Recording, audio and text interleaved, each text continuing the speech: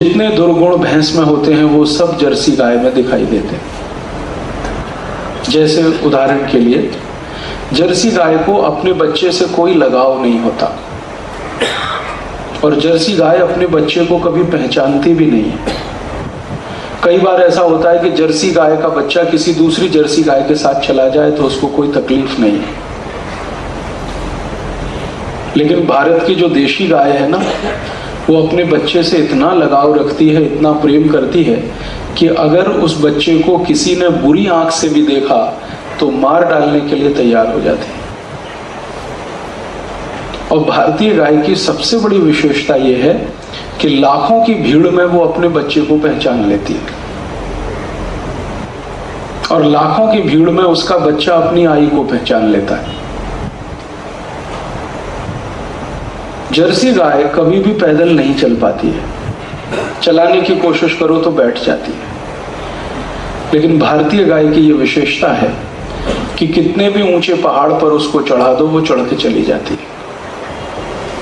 अगर कभी आपको मौका मिले तो हिमालय की परिक्रमा करिए। हिमालय पर्वत पर जितनी ऊंचाई तक मनुष्य जा सकता है उतनी ऊंचाई तक आपको देशी गाय मिलेगी। गंगोत्री जाइए, जमुनोत्री जाइए, बद्रीनाथ जाइए, केदारनाथ जाइए, ये चारों तीर्थों को अगर आप यात्रा करें तो हिमालय की परिक्रमा लगभग हो जाएगी। आपको हर जगह देशी गाय मिलेगी जो 8,000 फीट, 9,000 फीट, 10,000 फीट की ऊंचाई तक आराम से चली जाती है, कोई तकलीफ नहीं।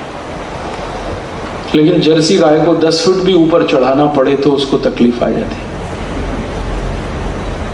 जर्सी गाय का पूरा स्वभाव भैंस के जैसा है। अगर सड़क पर कहीं भैंस खड़ी हो, सामने से ट्रक आता हो, पीछे से बस आती हो, कितना भी हॉर्न बजाए वो हटती नहीं, क्योंकि हटने के लिए जो IQ चाहिए वो उसमें नहीं है। ठीक ऐसा ही जर्सी गाय में होता है। जर्सी गाय सड़क पर खड़ी हो, कितना भी हॉर्न बजाओ वो भी नहीं हटती। सामान्य रूप से ये जो जर्सी गाय है, इसके बारे में यूरोप के लोग ऐसा मानते हैं कि इसको विकसित किया गया है डूकर के जीन से,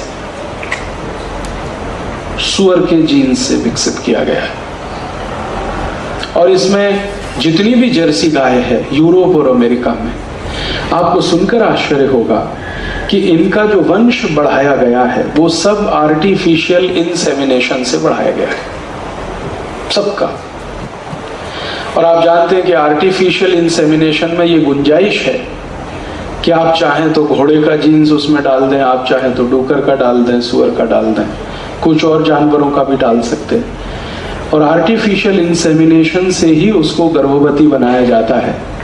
ये उनके यहाँ पिछले 50 साल से चल के आता है।